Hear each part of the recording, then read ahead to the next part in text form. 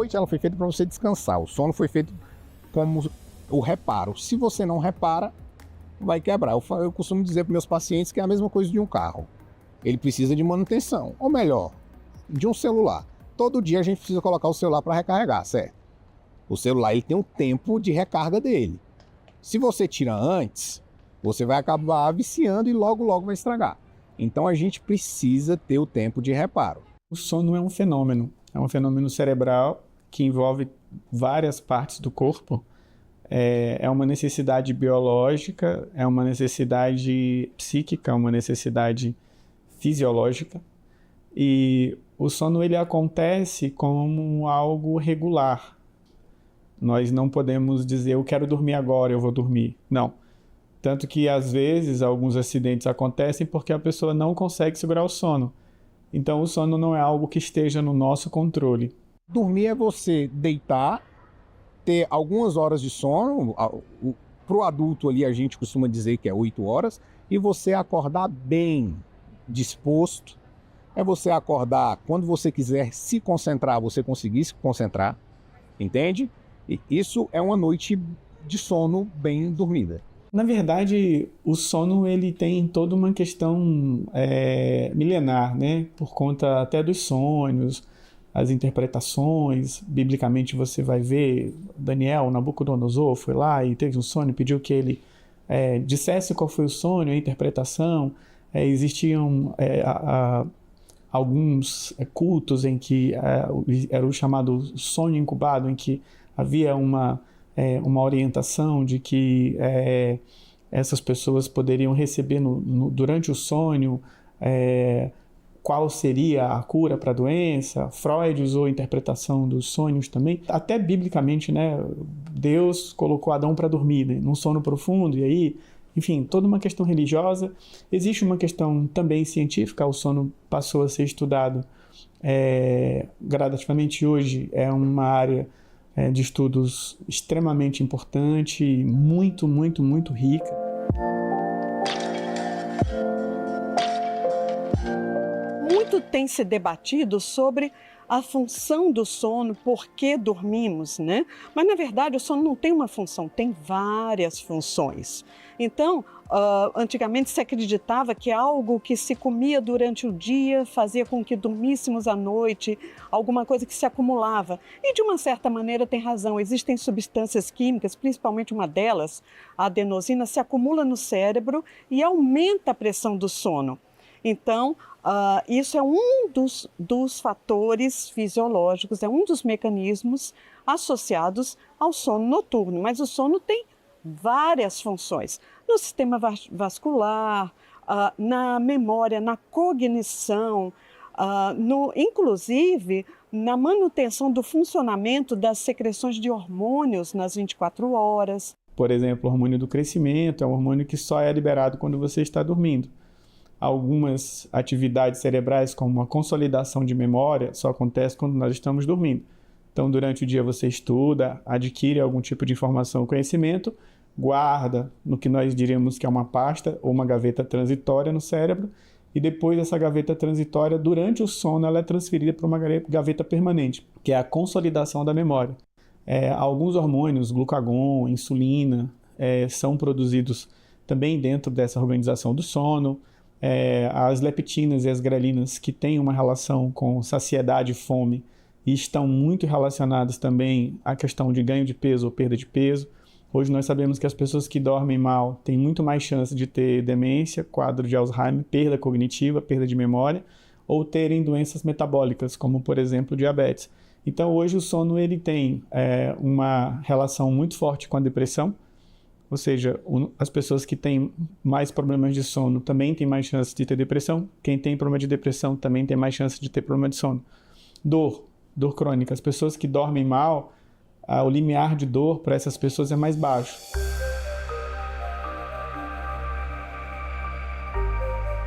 Quando eu falo que a pessoa está dormindo, eu preciso imaginar mais ou menos 4 ciclos, que é o N1, quando a pessoa ela fica sonolenta, o N2 ela já começa a dormir um pouquinho mais, o N3 é o que a gente chama na medicina do sono de ondas lentas. Eu preciso te sacudir para acordar. acorda. E o sono REM, que é aquele sono que as pessoas falam que é o sono profundo. Mas, na verdade, o sono REM é o sono dos sonhos. E esse sono dos sonhos, ele é um sono que ele é muito ativo. Ele é tão ativo que existe um mecanismo no corpo que reduz o nosso tônus muscular para a gente não vivenciar ele. O sono é um fenômeno ativo, mas as áreas de vigilância, elas têm que estar hipoativas, praticamente com uma atividade mínima durante o sono para que você durma bem. Então, as pessoas mais estressadas com insônia, elas não conseguem diminuir a vigilância, mesmo enquanto dormem. Então, elas dormem com uma certa monitorização do ambiente, uma certa consciência do ambiente. E isso também acaba tirando a qualidade do sono desses indivíduos. A gente sabe que a mídia interativa, a interação, excita o cérebro e atrasa ainda mais o seu sono. E existe a outra questão, que é o acordar antes da hora biológica de alguns indivíduos. Alguns são matutinos, conseguem acordar cedo bem, necessitam dormir cedo, outros não. Algumas pessoas são grandes dormidores, precisam de 10 horas de sono. E aí, às vezes, essas pessoas são vistas como preguiçosas, indolentes, mas é porque fisiologicamente elas precisam de uma quantidade maior. Cerca de 25% é pequeno dormidor, cerca de 25% é grande dormidor. E na média fica ali entre 6 e 8 horas. Mas é importante também citar que essas 6 a 8 horas não pode ser qualquer hora. É importante que a gente tente dormir um pouco antes da meia-noite, justamente porque alguns hormônios são produzidos ali pela 1 da manhã. Então, se você estiver acordado, hormônio do crescimento, por exemplo, você não vai produzir e isso provoca envelhecimento precoce, né? Existem também os sujeitos de dia e os sujeitos da noite. Pessoas que têm uma atividade maior durante o dia e uma atividade maior durante a noite. Isso é fisiológico. Essas pessoas acabam funcionando e produzindo mais. E também não é patológico. Mais ou menos esse mesmo percentual, de 25% para cada ponta. E no meio ali, a maioria das pessoas, né, funciona bem de dia e à noite tem um pouco menos de capacidade produtiva. Em alguns povos existe também uma cultura do ritmo bifásico. Então eles dormem um pouco menos à noite e eles têm a famosa sesta durante o dia, tá? E eles são bem adaptados. Então, isso pode ter alguma associação genética, alguma predisposição genética? Sim, pode, né? E entre os idosos, por exemplo, ter um cochilo durante o dia que não seja muito longo também pode ser normal.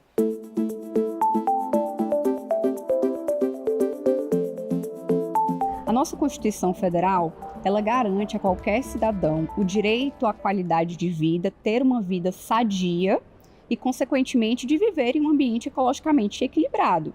E, para respaldar esse direito, nós temos também a Lei do Silêncio. A Lei do Silêncio, ela protege especificamente o direito ao sossego das pessoas, da população. A gente tem uma diferença entre perturbação do sossego alheio e a poluição sonora, né? Poluição sonora a gente acaba direcionando para aqueles ruídos diários, consequentemente realizados pelas indústrias, pelos comércios. Nós temos a perturbação do sossego alheio, que às vezes são ruídos produzidos de forma contínua e que atrapalham a vida dos indivíduos, né? Para quem comete esse tipo de situação especificamente, nós temos previsões de penalidade administrativa, civil e penal. Penal, nós temos a Lei de Contravenções Penais, que prevê o crime de perturbação do sossego alheio, que tem uma pena prevista de 15 dias a 30 de prisão simples e multa. Além disso, dentro da própria Lei do Silêncio, nós temos penalidades previstas, por exemplo, para comércios que cometem esse tipo de ruídos excessivos, né? Então, nós temos desde a advertência até a cassação, a suspensão de autorizações e assim sucessivamente. E é importante a gente lembrar o seguinte, também tem a responsabilidade no âmbito civil. Por quê? Porque a perturbação do sossego alheio, o ruído excessivo, acaba prejudicando a saúde das pessoas. O descanso ele é fundamental para a sua saúde, para ele repor os hormônios, inclusive para o seu raciocínio, a sua produção ficar melhor. Então, a Constituição ela é o pilar para a consolidação das leis do trabalho. E na própria CLT, que a gente chama assim, ela prevê, inclusive, o descanso mínimo semanal remunerado, ou um descanso intrajornada. Então, ela prevê dentro dos seus artigos, tanto para qualquer profissão seja na área de saúde, ou um vigilante, ou um trabalhador de maneira geral, que ele tenha pelo menos 11 horas de descanso de uma jornada para outra. Existe um estudo que foi feito no ano passado, que é da medicina do trabalho, voltado para o trânsito, que comprovou que 40% dos acidentes de trânsito são correspondidos pelo sono. Os motoristas, eles dormem ao volante, então o cansaço, a fadiga, e acabam provocando acidente de trânsito. E isso é o terceiro maior fator de acidentes de trânsito. E aí, quando a gente vai para a legislação específica, a gente vai, normalmente, esse motorista de trânsito, esse caminhoneiro, ele é vinculado a alguma empresa. Então, a empresa, ela tem que resguardar o que é previsto na CLT também, que são, no mínimo, 11 horas de descanso intra-jornada. Então, mesmo que ele tenha que fazer uma viagem a longa distância, esse motorista, ele tem que ter esse descanso.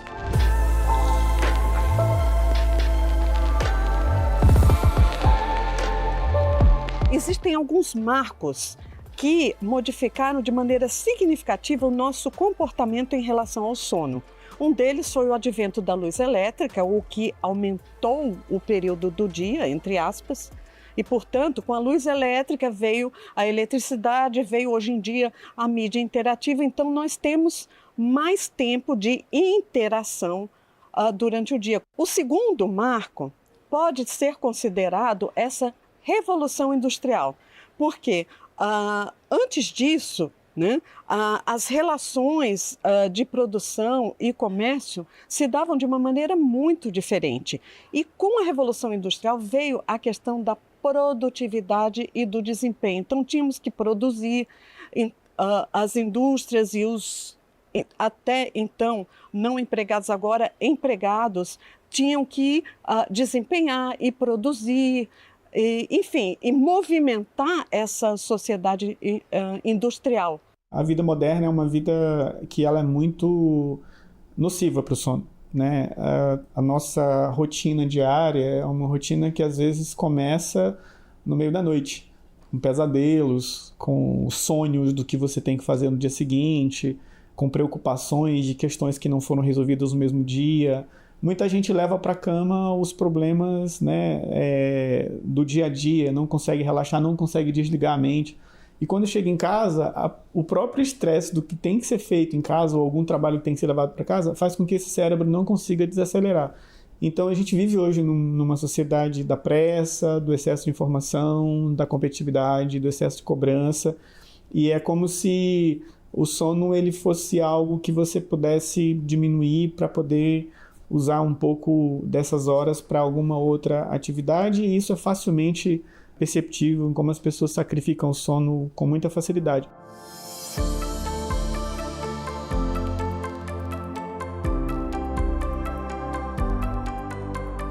Geralmente eu começo ali na madrugada, como eu sou, o caminhão é meu, então geralmente você vai mais além, né? Você já cheguei a rodar 10, 12 horas assim, com intervalo só para almoço ali, varia muito da necessidade do dia, né? Necessidade do cliente. Quando você roda uma noite, ali quando está amanhecendo o dia ali, você já está com o corpo bem cansado, o corpo já está meio trêmulo, né? Uma noite de sono perdida, você não recupera ela com um dia de sono, né? Você não recupera, então os prejuízos sempre tem. E nesse caso, cada um conhece seus limites, cada um sabe até quando pode rodar, e vai da consciência de cada pessoa, de cada motorista, né? De saber o seu limite, de poder, de obedecer ali o seu limite. Se viu que não vai dar conta, procura um lugar, encosta. Se eu vejo que eu não vou dar conta, eu nem saio de onde eu carreguei. São pessoas muito prejudicadas, os trabalhadores de turno. Eu, por exemplo, sou da área de saúde, já trabalhei com plantão noturno, e lembro muito bem na época que eu era estudante de medicina, e eu vi alguns professores meus que eram plantonistas, que davam plantão noturno, e eles envelheciam muito rápido. Nós víamos pessoas muito jovens, mas com um aspecto já bem envelhecido, por conta dessa não produção de hormônio de crescimento, por toda a desorganização metabólica. A legislação, a CLT, ela prevê no mínimo 20% de acréscimo do horário normal. Então, esse trabalhador noturno, ele vai ter um percentual a mais, por ele trabalhar nessa jornada especial. Então, o horário noturno, ele compreende das 22 horas até as 5 horas da manhã. Essa está previsto na CLT. A lei específica para os médicos e para os enfermeiros, eles exigem com relação ao alojamento. Então, o tipo de colchão que aquele alojamento vai ter, o espaço, a iluminação, quantos funcionários vão comportar naquele alojamento. E quando a gente está falando de tempo de descanso, o que é que acontece na área de saúde? Muitas vezes eles acumulam contratos de trabalho, né? Então, ele presta serviço em um hospital, logo depois ele começa uma outra jornada.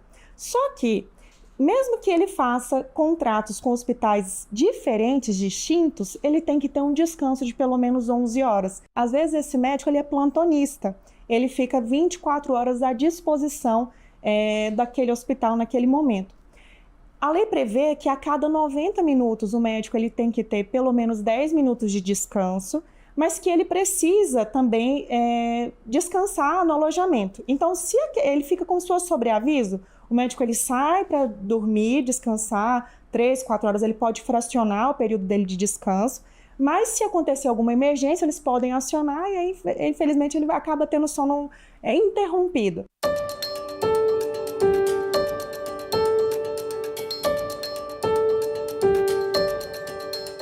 Eu tenho aproximadamente uns 20 anos.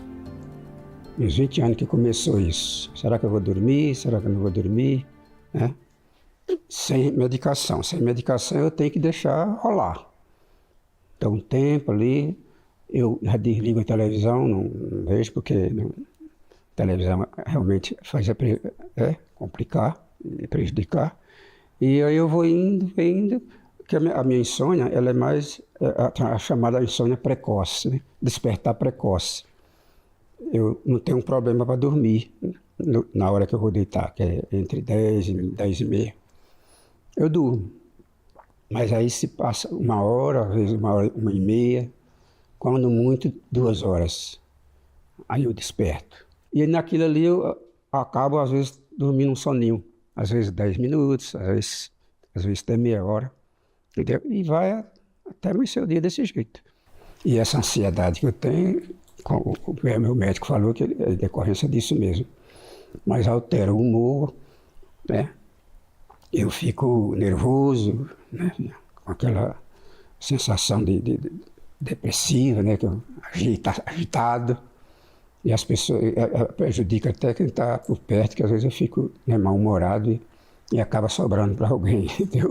Eu fico depressivo, fico apático, sem gostar das coisas, sem motivação. E tudo isso eu já concluí que é da insônia. Uma coisa que eu tenho inveja dos meus amigos, das meus parentes, é quando dormem bem. Se eu pudesse dormir desse jeito, é bom demais. Diz que a esperança é a última que morre, né? Eu ainda tenho esperança de melhorar meu sono. Dificuldade para iniciar o sono, acordar no meio da noite, ter dificuldade em retomar o sono, são os clássicos sintomas de insônia. Porém, esses sintomas estão associados a prejuízo no funcionamento diurno. Isso faz parte dos critérios do distúrbio. Então, a dificuldade de dormir à noite e fadiga, dificuldade de concentração, atenção, memória e sonolência excessiva diurna. Outro sintoma não importa o quanto durma, eu tenho sono durante o dia. Você deve ter um problema de sono, né? Ou comportamentos anormais à noite, pessoas que se mexem, que gritam, que chutam, que rangem os dentes. Então, existem vários fenômenos que podem acontecer à noite e que levam a consequências diurnas. O sono ele foi feito para reparar o corpo, para reparar os tecidos. Só que, se eu tenho algum distúrbio do sono, ou se eu não tenho a quantidade de horas dormidas ideais para cada idade ou para cada pessoa, isso não acontece. Então, muitas das vezes, tem pessoa que fala, eu não gosto de dormir. Será que você não gosta de dormir ou você tem algum distúrbio do sono? Porque dormir é bom demais, você acorda revigorado, você acorda feliz, você acorda alegre. E pessoas que têm distúrbios do sono, por exemplo, insônia. O cara fala, eu não vou dormir porque eu vou chegar na cama, vou ficar rolando para um lado para o outro. Isso gera ansiedade. A ansiedade gera estresse e o estresse piora a insônia. Existem mais de 80 tipos de distúrbios do sono. Os mais comuns são principalmente a insônia, A insônia crônica pode acometer cerca de 15% da população geral e a insônia torna-se, portanto, muito prevalente.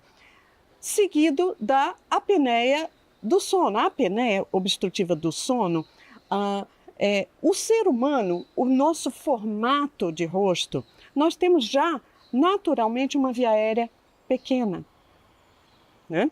E com o tempo e com o aumento de peso, com o tempo, com a idade e o envelhecimento, nós nos tornamos mais propensos a ter pequenas pausas respiratórias à noite, que geralmente são seguidas do fenômeno do ronco, né? Mas não quer dizer que a pessoa que ronca de vez em quando tenha apneia, tá? Do sono. E ambos distúrbios podem levar, em longo prazo, a problemas cardiovasculares. E se forem severos, devem ser tratados. Só para você ter ideia, hoje no Brasil nós devemos ter em torno de 50 milhões de pessoas com apneia obstrutiva do sono. Um terço da população tem apneia do sono, 1 a cada 3. Então, essa pessoa que não dorme bem, ela fica desregulada. Os sistemas dela ficam desregulados. Vou te dar um exemplo. Por exemplo, existe 2 hormônios, basicamente, que controlam a saciedade e a fome, que é a leptina e a grelina. Quando eu durmo bem, a grelina ela fica lá embaixo, que é o hormônio da fome, e a leptina sobe. Então eu como pouco e fico saciado. Quando eu não durmo bem, ocorre ao contrário. A grelina aumenta e a leptina baixa. Eu preciso comer muito e fico pouco saciado.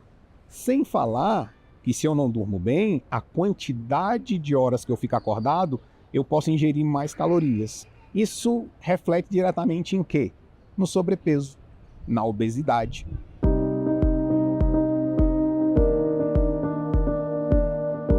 Com as novas tecnologias, nós conseguimos entender quais são as áreas do cérebro que são responsáveis, o que acontece com os nossos órgãos enquanto dormimos, né? Então, nós temos ainda muito o que conhecer na ciência. O principal exame disponível para a população para ver a qualidade de sono é a polissonografia, onde o indivíduo dormiria no laboratório, muitas vezes até existe a polissonografia no domicílio, e com isso nós veríamos os estágios do sono, o padrão respiratório, os batimentos cardíacos, a oximetria, a oxigenação do sangue. Existe uma característica do exame de polissonografia tipo 1 e tipo 2 que ele avalia o sono. Ele avalia a parte respiratória, ele também avalia o movimento periódico de membros, porque eu tenho eletrodos em pernas, existe cinta torácica e abdominal, existe sensor de posição. Eu quero saber se você dorme de barriga para cima, se você dorme do lado esquerdo, do lado direito. Se você tem um distúrbio respiratório, eu quero saber qual é a posição que esse distúrbio respiratório ele é mais prevalente. Se é quando você está de decúbito dorsal, de barriga para cima, ou se quando você deita do lado direito ou esquerdo do corpo. Depois que o indivíduo dorme, a gente pega o exame e a gente vai avaliar. Existe uma porcentagem ideal para cada faixa de sono. Quando esse meu paciente ele não aprofundou o sono, por exemplo, ele não chegou em N3, que toda vez que ele começava a dormir, ele tinha um evento obstrutivo e ele superficializava o sono para respirar e depois ele voltava a dormir, ele fica com o sono fragmentado. Então a gente consegue ver toda hora que o paciente ele tem um micro despertar para ele respirar, depois ele dorme, aí ele respira de novo e ele fica nessa agonia a noite inteira. Por isso que ele fica cansado e sonolento o dia inteiro e irritado, porque ali ele está tendo um estresse. Ele não está descansando, ele está tendo um estresse. Por isso que o cara fala, não, eu não quero dormir. Eu não gosto de dormir. Pessoas que falam para mim que não gostam de dormir, eu falo, vamos avaliar esse negócio, tá errado. Tanto é que pessoas graves, que têm apneias graves, e a gente começa a fazer o tratamento de apneia com o CPAP, muitas das vezes, a pessoa que não gostava de dormir, ele vira o melhor dormidor do mundo. Porque ele está privado há anos de sono, Porque a apneia é uma doença silenciosa. Então, até ele descobrir que ele tem apneia, ele está privado de sono. Aí, quando ele começa a dormir bem, aí ele começa a ter os efeitos positivos do sono, começa a ficar mais relaxado, mais alegre. Dormir se torna um prazer e não uma tortura como anteriormente. E as pessoas, às vezes, elas acham que o lugar de dormir é como se fosse a sala, ou a cozinha, levam comida para o quarto, levam televisão para o quarto. E, na verdade, é como se o lugar de dormir tivesse que ser um pouco mais sagrado, um pouco mais respeitado, toda uma estrutura, uma ambientação para que o fenômeno de sono aconteça, né? Um ambiente silencioso, escuro, com um lugar para dormir, uma cama, por exemplo, com uma densidade adequada, a altura do travesseiro também é adequada, vestes também adequadas para o sono, que permitam uma boa circulação, que não tenha nenhum tipo de desconforto, porque senão pode se acordar no meio da noite. Eu acho que a mudança de comportamento, como por exemplo, fazer atividade física, ter uma dieta equilibrada, uma reeducação alimentar, eu acho que a gente tem que ter uma reeducação de sono, reeducar as pessoas a entenderem, olha, isso é importante, mas é preciso, tanto que a higiene do sono, o que é? É muita mudança comportamental. Durante o período noturno, a hora de dormir, que essa pessoa tenha toda uma organização do ambiente e de si mesmo, ou seja, não, agora eu não vou mexer em celular, agora eu não vou me preocupar com as coisas, tentar desligar, não ficar remoendo, ruminando pensamentos ou pensando. Por quê? Porque toda essa mudança de hábito tem uma repercussão positiva no sono.